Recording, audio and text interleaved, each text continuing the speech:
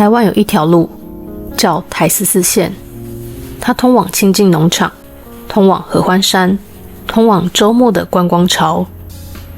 但在这条路上有一个转弯叫人指关。100年前，汉人走到这里就得停下，再往前是赛德克族猎人头的领地。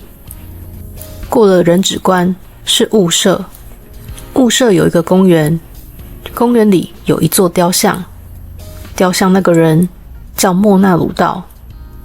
1930年10月27日，他带着6个部落的人从这条路走出去。这条路的尽头让日本总督下台，让国际联盟发出谴责，让一个曾经自由的民族在几个月内几乎消失。对于赛德克族而言，世界的运作并非基于法律，而是基于嘎雅，这是祖先遗训、共同律法与神圣禁忌的总称，是维系整个社会平衡的地吸引力。违反嘎雅不仅是个人犯错，更会招致整个部落的灾祸。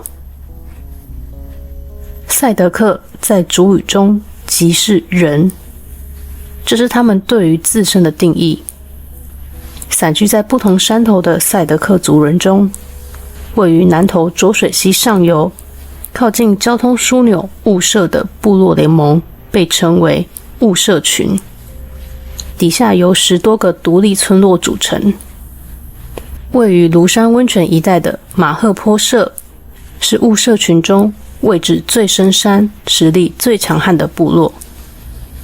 莫那鲁道就是该社最高头目，同时也是周边部落仲裁纠纷的精神领袖。在嘎雅的规范下，男人必须透过狩猎与战功，女子必须透过精湛的编织技术，才能在死后跨越彩虹桥与祖灵团聚。传说中，桥头会有螃蟹灵检查手上的印记，这是他们安身立命的基石，也是他们的灵魂通行证。然而，当日本殖民者强行将学校、警察局与现代化劳役推入深山，强制废止纹面、没收猎枪，强迫族人搬运巨木，这些原有的图腾被强行拆解。对赛德克人来说，这是彻底切断了他们与祖灵的连结。雾社群正面临着灵魂是否还能作为一个赛德克人的生存危机。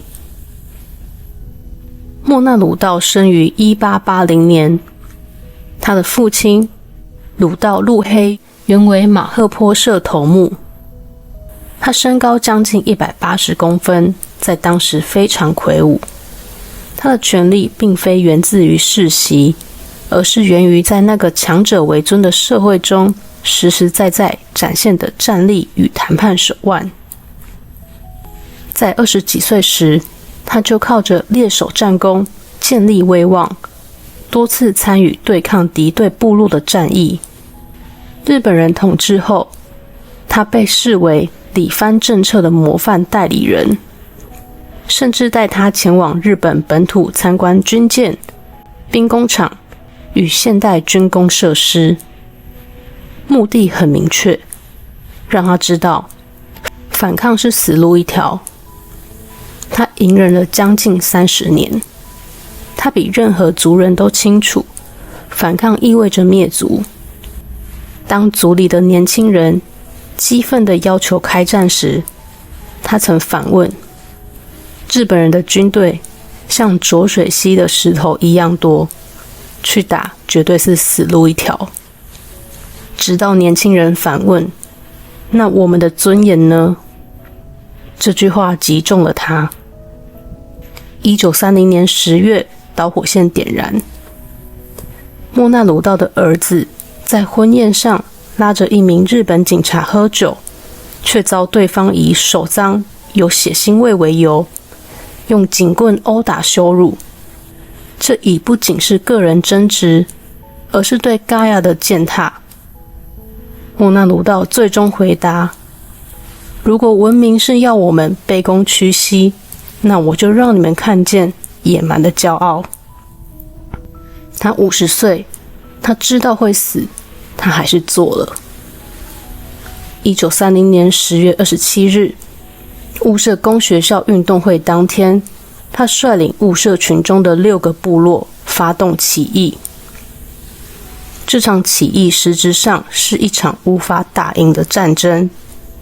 他在集结时曾向族人坦言：我们是要去送死的。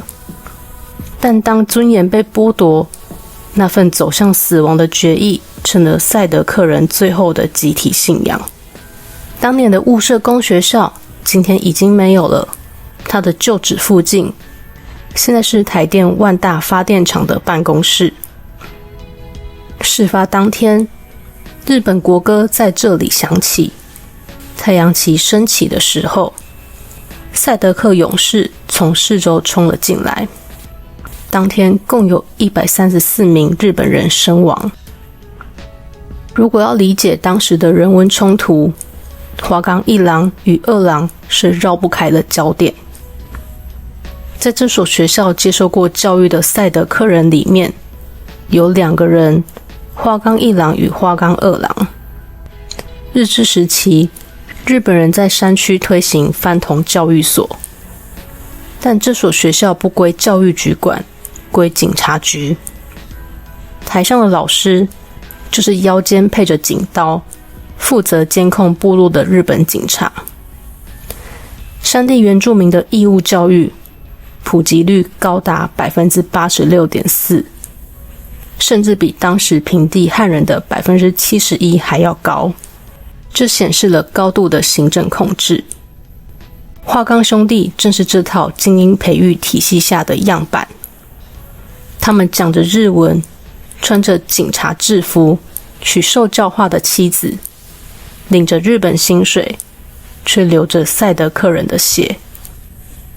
在日本人眼里，他们是文明同化最成功的样板。雾社事件爆发后，他们在血缘同胞与栽培恩师之间陷入极端的灵魂撕裂，帮哪一边都是背叛。事件几天后，花冈一郎穿上传统赛德克服饰，以日本武士道方式切腹。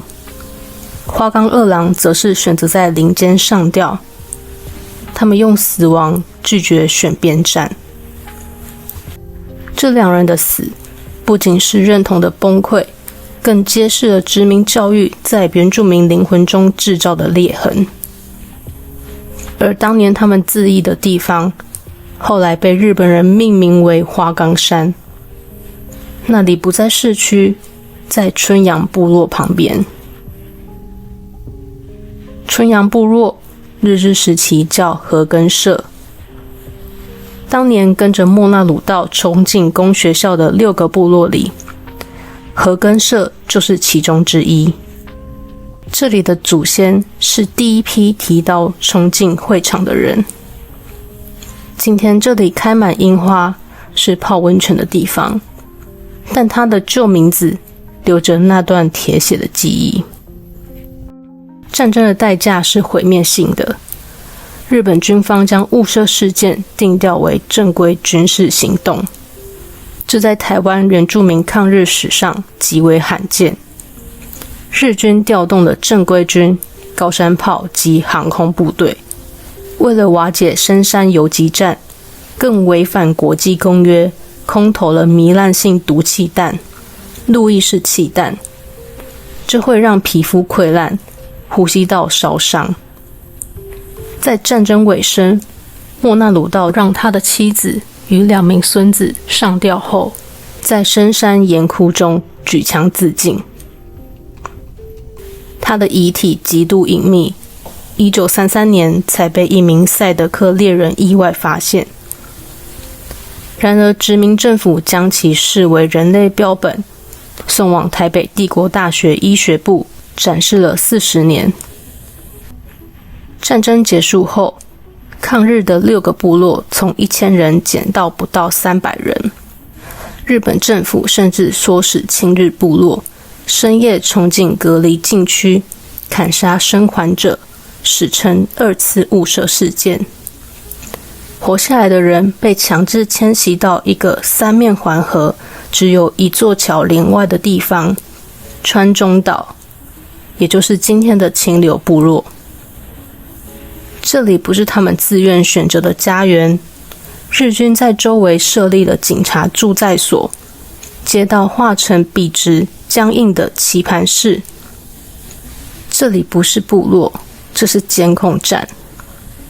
但就是在这里，余生者活了下来。部落的墙上至今还刻着传统编织的图腾，即使在集中营般的环境里，他们依然试图把赛德克的文化记忆留给下一代。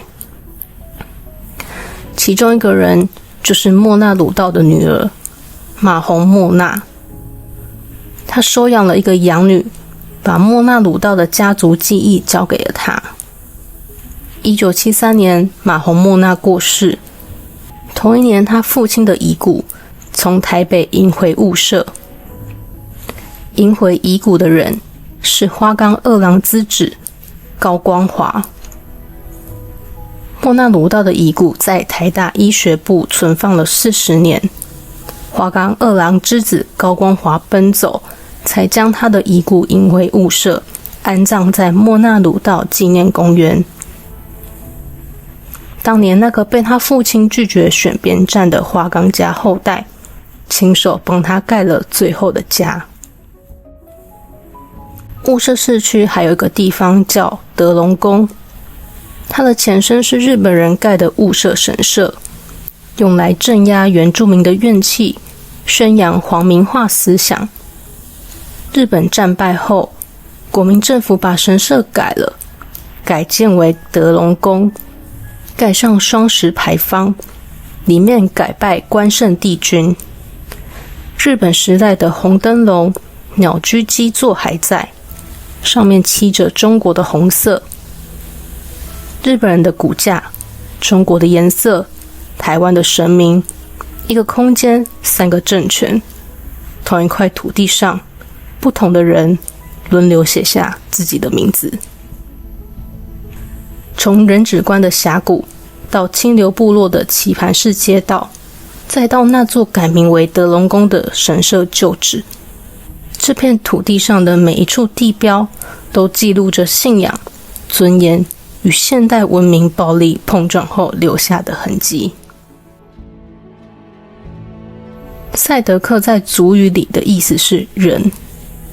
关于什么是人，尊严是什么，灵魂要走去哪里，集体与个人之间该怎么取舍。